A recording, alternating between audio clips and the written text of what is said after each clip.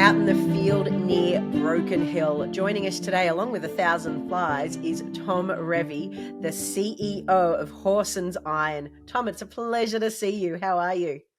Great to see you again, Shay. Now, thank you for taking the time to come from us from Broken Hill, where you are right now. We'll get to that in just a moment. First and foremost, I wouldn't mind a rundown on your quarterly news that was released just recently. It seems like you've had a very successful quarter. Take us through it. Yeah, no, the quarter was great. I guess if you had to summarise it in one word, it was extremely productive. We've made previous announcements that we're busy with the PFS, the Prefeasibility Study for the Hawsons Iron Ore Project. And of course, that's what all our resources have been focused on. So that's going along really well. Continues to follow the dry comminution route. And, we've said right at the outset of the year that we would complete it by the end of this calendar year. And we're certainly on track to do that at this stage. The other thing that we did is we've been working on the reserve, and the reserve has to incorporate costs, as people who are familiar with reserve definition will know. We need to have a certain accuracy of costs and technical input in order to derive reserves, and that's what we're doing as part of the PFS as well. So the PFS and the reserve announcement will basically come out at the same time, and we're in parallel with all that. Whilst we've finished the current metallurgical test work program for the PFS, we're continuing to do further work as, if you like, pre-works to the DFS, which is expected to start next year. Sounds like it will be another productive quarter for you. And speaking of productivity, there has been an announcement from the Phase 1 test results in conjunction with the CSIRO.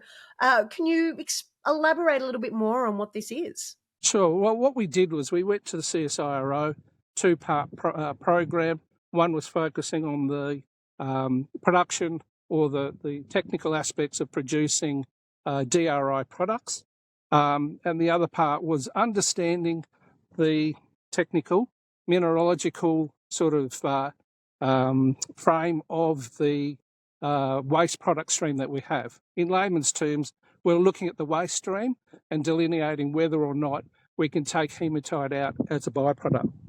What those results showed from this Phase 1 test work is that there is no reason for us to not pursue further test work to determine the technical viability of the extraction of that hematite, which typically runs from 3 to 7%, but can run from anything from 2 to 20% iron as hematite. So it's an interesting prize. There's no guarantees, but we're certainly looking at it, and the first phase of work has certainly been positive enough for the board to say proceed to Phase 2 of that program.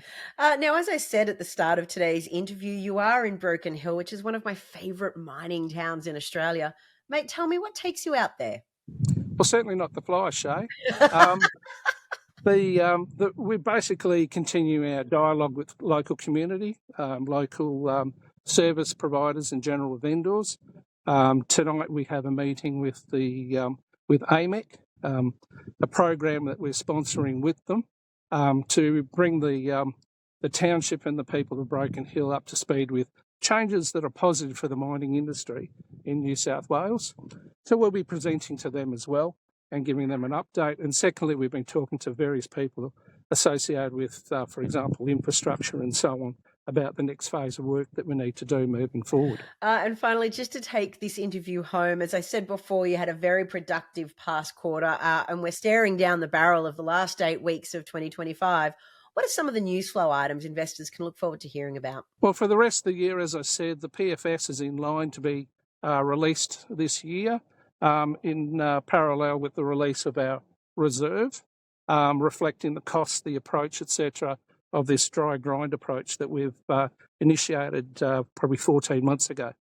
The other thing is we'll also be finalising the vertical roll mills test. I know I've had a lot of questions about the sample that was sent to Germany, and what we'll be doing there is completing that. We're also doing further VRM work down in Adelaide with a company called Lersch, and we've recently completed some magnetic separation work in Adelaide as well.